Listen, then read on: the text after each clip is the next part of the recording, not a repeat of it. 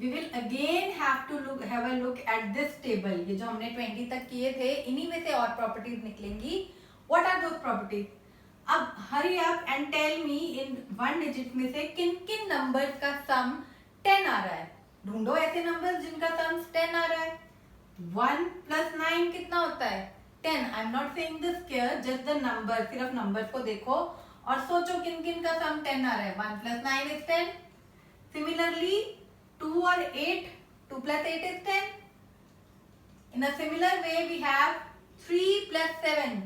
3 and 7 is again 10.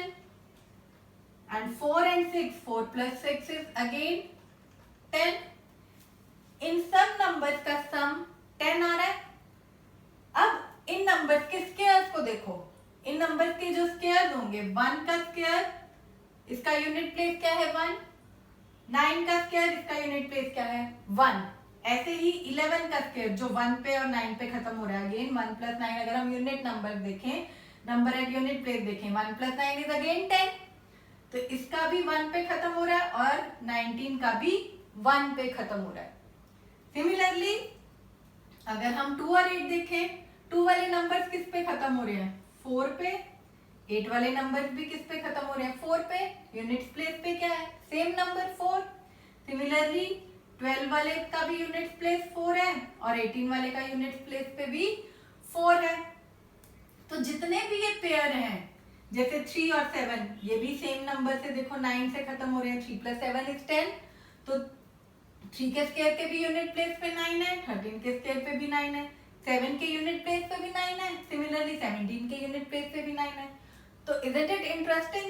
Similarly 4 में देखो, 4 और 6, इसके यूनिट प्लेस पे क्या है? We have a 6 hair. 6 के यूनिट प्लेस पे भी 6 है, 14 के यूनिट प्लेस पे भी 6 है और 16 के यूनिट प्लेस पे भी 6 है. सो isn't it interesting? ये बहुत मजेदार नहीं है कि जिन भी नंबर्स का सम 10 बन रहा है, उनके स्क्वायर में सेम डिजिट आ रहा है. 1 और 9 का सम 10 था, तो स्क्वायर ऑफ 1 और has 1 at unit place, square of 9 has 1 at unit place. Similarly 11 का भी 1 था, 19 का भी 1 था. 2 और 8, 2 + 8 is 10. तो सब में जो नंबर 2 और 8 से खत्म हो रहे हैं, सबका यूनिट प्लेस 4 है. ऐसे ही 3 + 7 was 10.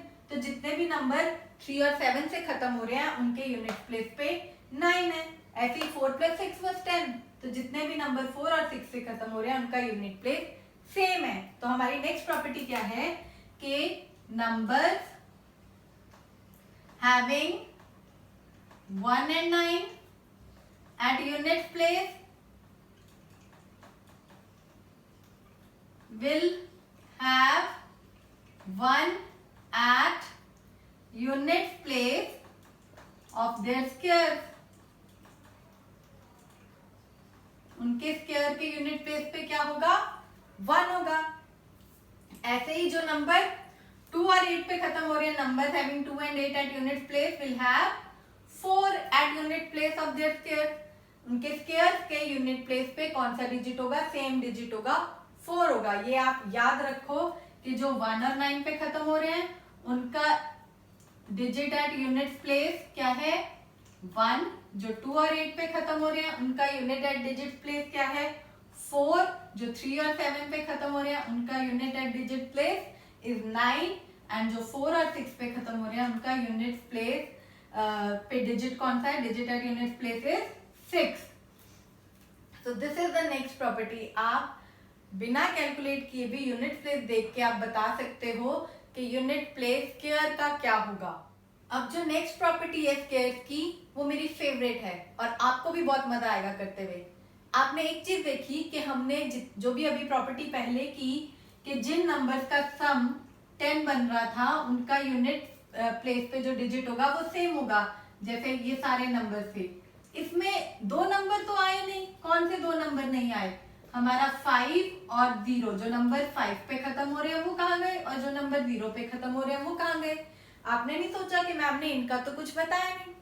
सो 5 वाले नंबर बहुत ही इंटरेस्टिंग है और मेरे फेवरेट है. अब जो भी 5 का स्क्वायर, 15 का स्क्वायर, जो नंबर 5 पे खत्म हो रहे हैं, इनकी प्रॉपर्टी देखते हैं हम.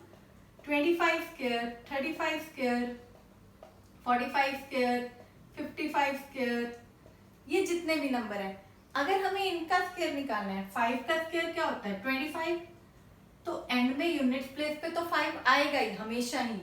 लेकिन एक और इंटरेस्टिंग चीज, आपको ये कैलकुलेट करने की जरूरत ही नहीं है, बिना कैलकुलेट किए ही हम निकाल सकते हैं एक छोटी सी ट्रिक से इनके स्क्वायर क्या होंगे।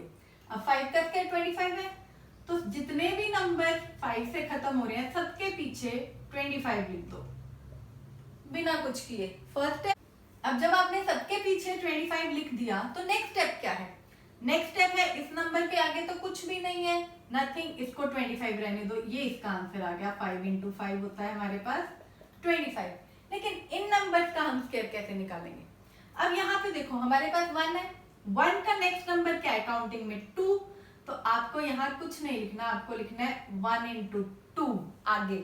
1 × 2 किसका क्या होता है 2, तो इसका स्क्वायर बन गया 225। अगर आप टेबल से याद करो तो इतना ही लिखा था हमने 225, आप मल्टीप्लाई करके चेक भी कर सकते हो।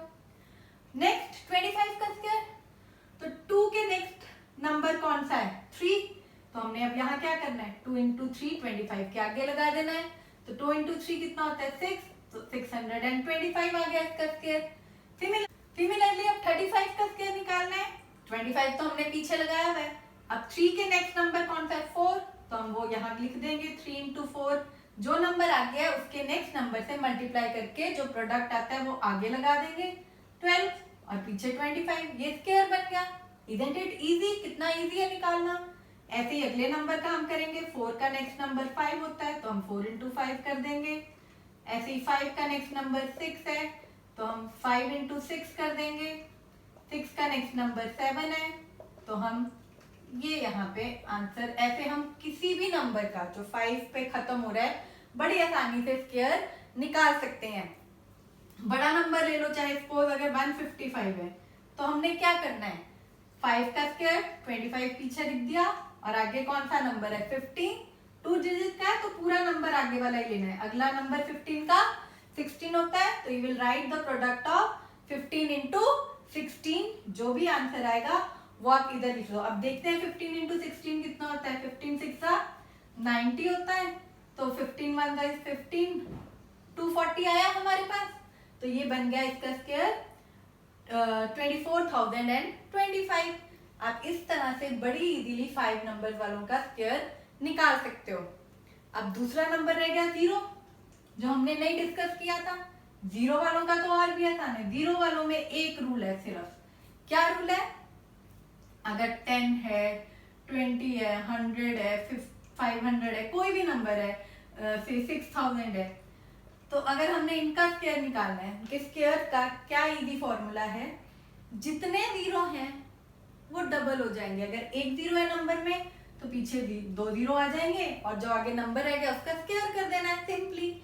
1 का स्क्वायर क्या होता है 1, तो आपका आंसर 100 आ गया। ऐसे ही अगर 2 का स्क्वायर आगे लगाना है और पीछे नंबर ऑफ जीरोस को हमने डबल कर देना है, पीछे 2 0 क्योंकि एक 0 था, 2 का स्क्वायर 4। इस तरह से आप किसी भी नंबर का निकाल सकते हो स्क्वायर जीरोस वाले।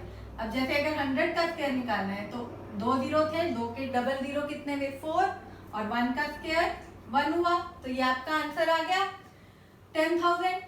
इसी तरह अगर हमने 500 का स्क्वायर निकालना है तो पीछे 4 0, 2 का डबल 4 और 5 का square 25। Isn't it interesting and easy? तो ऐसे ही 6000 का 3 0 थे तो हम 6 0 पीछे लगाएंगे और आगे 6 का स्क्वायर 36। तो इससे एक और चीज हमें पता चली कि जो भी स्क्वायर नंबर है, परफेक्ट स्क्वायर है, उनमें जीरोस का जो नंबर है वो हमेशा इवन होगा, ऑड नहीं हो सकता। जब हम हर नंबर 1 का भी डबल क्या कर रहे हैं, किसी भी नंबर को 2 से मल्टीप्लाई करोगे तो इवन नंबर आता है। 1 का डबल 2 जीरोस आ रहे हैं, 2 का डबल 4 जीरो आ रहे हैं, 3 का डबल 6 जीरो आ रहे हैं।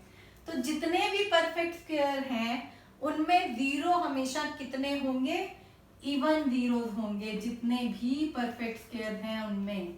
इससे हमने 2 प्रॉपर्टीज कर ली, एक तो जीरो वाले नंबर का स्क्वायर कैसे निकालना है और दूसरी प्रॉपर्टी कि हमेशा परफेक्ट स्क्वायर में इवन नंबर ऑफ जीरोस होंगे और एंड में, अगर पीछे लगे हुए हैं, बीच में नहीं हम बात कर रहे, एंड में इवन नंबर ऑफ जीरोस होंगे और नंबर ऑफ जीरोस नहीं हो सकते।